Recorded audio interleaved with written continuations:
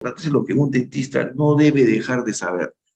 Pero hay otras cosas que también hemos hecho que son importantes como parte de nuestro conocimiento general y también especializado en todas las cosas, ¿no? Este es solamente un resumen, ¿no?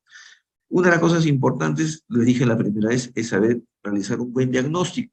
Tenemos tres tipos de diagnósticos: diagnóstico presuntivo, diagnóstico diferencial, diagnóstico definitivo, y tenemos también tres tipos de tratamiento.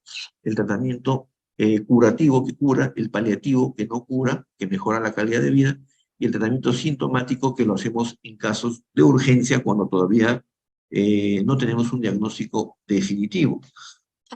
Hemos dicho también que para hacer un diagnóstico clínico en general, en especial de las lesiones de la mucosa, tenemos que seguir todos estos pasos, ¿no? Y de todos estos pasos, uno de los más importantes es el primero: saber qué tipo de lesión tiene el paciente, si es una lesión elevada, si es una lesión plana, si es una lesión deprimida, ¿recuerdan? Y cada una de ellas tiene diferentes componentes, ¿no? Que tienen ustedes que tienen que repasar para que sepan hacer una lectura adecuada de la lesión. Porque muchas veces, conociendo el nombre de la lesión, esto puede orientar directamente un diagnóstico adecuado, y el diagnóstico adecuado es el punto de partida para un tratamiento correcto y para un tratamiento oportuno, que no es lo mismo. Las manchas, ¿se acuerdan? Hay manchas que son intrínsecas y extrínsecas. Intrínsecas son las que vienen con el paciente al momento del nacimiento. Extrínsecas son las pigmentaciones producto de la alimentación, cambios metabólicos, tatuajes, ¿no?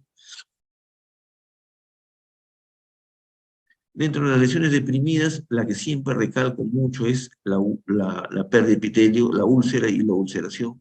Todas son importantes, pero la ulceración y la úlcera son muy importantes porque una de las características preponderantes, características, ¿no?, patognomónicas de un cáncer bucal, de la mucosa bucal, es la presencia de una úlcera, ¿no? La ulceración, a diferencia de la ulceración no duele, pero sí duele, la ulceración duele, y es una lesión que es reversible, ¿no? Cuando vean una pérdida de epitelio como esta, por ejemplo, espectacular, el paciente dice: me duele, hay que alegrarse. ¿Por qué? Porque se trata de una lesión inflamatoria o traumática, como fue en este caso.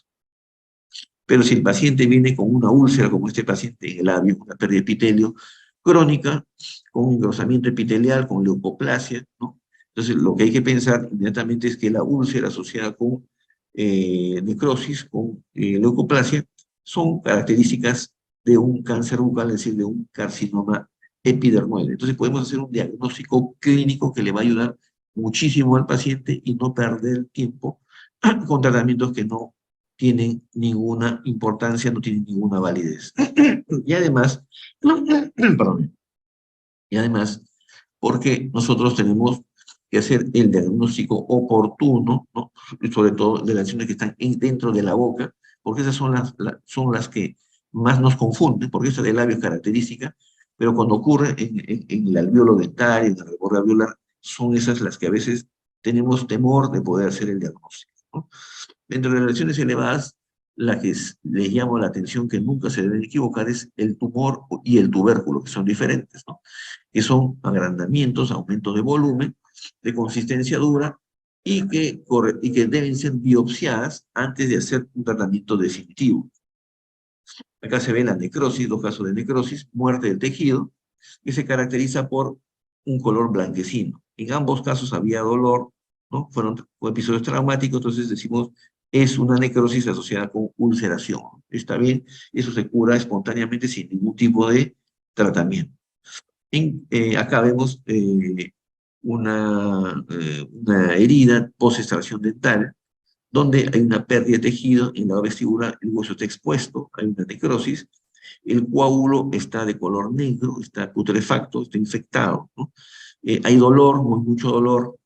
Decimos: no, esto no es una úlcera, es una ulceración, una pérdida de epitelio, pero esto se va a curar espontáneamente, o, como en este caso, debemos de hacer un curetaje del alvéolo dental infectado, ¿no? Otro tipo de lesiones ya que cursan con gangrena, ¿no?, debido a una mordedura de araña. Otro aspecto importante en el diagnóstico, no se olviden, es este cuadrito, este algoritmo.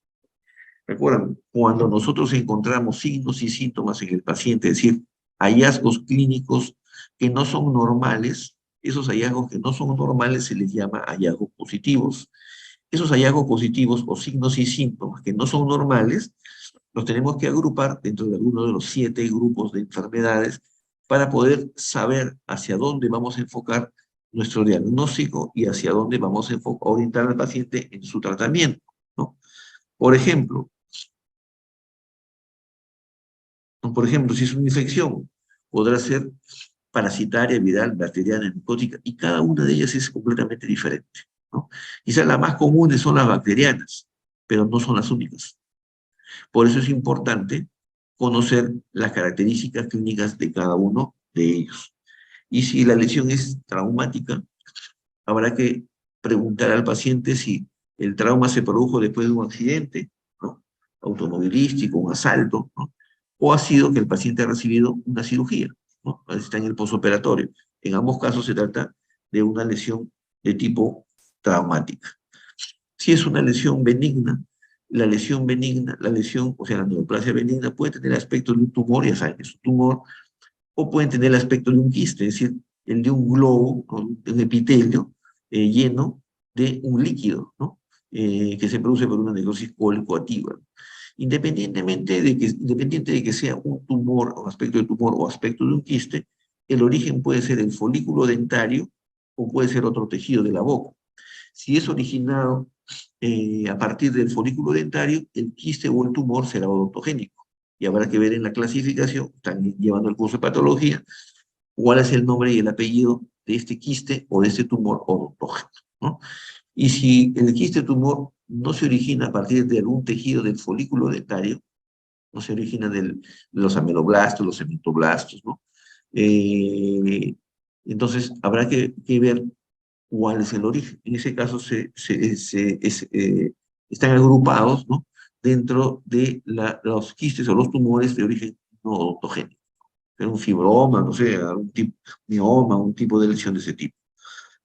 Eso es si los signos y síntomas, tanto clínicos como radiográficos, nos indican o nos llevan a pensar que estamos frente a una neoplasia benigna de crecimiento lento.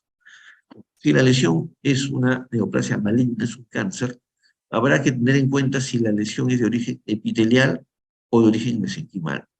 Si es de origen epitelial, se le llama carcinoma, que es el más frecuente, ¿no? Más del 90% de neoplasia maligna de la boca y los maxilares es un carcinoma. O si es de origen mesenquimal, es decir, es un sarcoma, que es mucho más grave, ¿no? Ambos tienen características clínicas, radiográficas y fisiopatológicas completamente diferentes.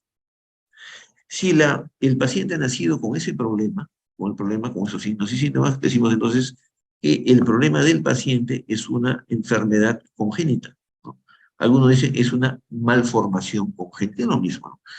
Y habrá que buscar si el origen es genético, es cromosómico, si ha sido transmitido de sus padres, o sea, es hereditario, o simplemente esa persona se sacó la tinta, pero al revés, ¿no? Y nació con esa alteración genética que ha dado lugar a esa malformación, ¿no?